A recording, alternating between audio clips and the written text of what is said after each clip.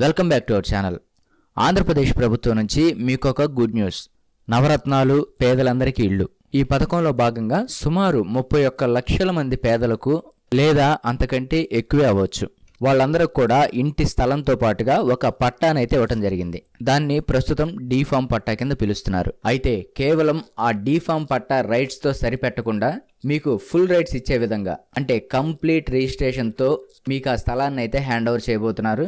దానికి సంబంధించిన full details ని వీడియోలో గమనిద్దాం. మీలో కొంతమంది కామెంట్స్ రూపంలో కూడా కొన్ని క్వశ్చన్స్ అడగడం జరిగింది. ఈ యొక్క పట్టాలను బేస్ చేసుకొని బ్యాంకులో లోన్ తెచ్చుకోవచ్చు అన్నారు. అంతేకాకుండా వీటి మీద ఎన్కంబరెన్స్ కూడా రిఫ్లెక్ట్ అయ్యిద్ది అన్నారు. అంటే ఈ ప్రాపర్టీకి సంబంధించి ఈసీ తీసినప్పుడు ప్రభుత్వం ఈ స్థలాన్ని మీకు హ్యాండ్ ఓవర్ చేసినట్లు ఒక ఎంట్రీ విత్ డాక్యుమెంట్ నెంబర్తో రిఫ్లెక్ట్ అవ్వాలి. కానీ మాకిచ్చిన పట్టాలు ఈసీలో రిఫ్లెక్ట్ అవ్వట్లేదు, అదేవిధంగా ఈ పట్టాలని బ్యాంకులో కూడా తాకట్టు పెట్టుకోవడం లేదంటూ కొంతమంది కామెంట్స్ రూపంలో అడగడం జరిగింది. వాటన్నిటిని బేస్ చేసుకునే ప్రభుత్వం మరొక కొత్త పథకం ద్వారా, అంటే జగనన్న శాశ్వత స్థల హక్కు పథకం ద్వారా ఈ యొక్క 31 లక్షల పైచిలుకు పట్టాలు ఏవైతే అందజేశారో వాళ్ళందరూ కూడా ప్రభుత్వం ఆ స్థలాలని రిజిస్ట్రేషన్ చేయబోతుంది.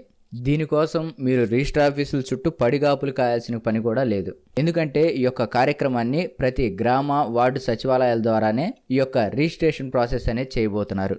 దీనికి సంబంధించి ప్రభుత్వం మంగళవారం రోజున ఉత్తర్వులు కూడా జారీ చేసింది.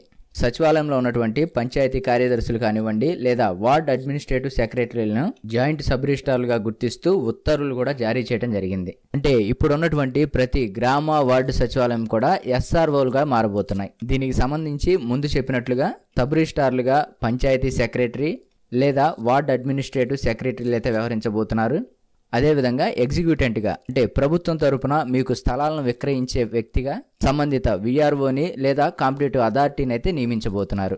అయితే ఈ యొక్క గొప్ప కార్యక్రమాన్ని ప్రభుత్వం ఈ నెల 27 నుంచి అయితే ప్రారంభించబోతుంది. అంటే 27వ తారీఖు జనవరి 2024.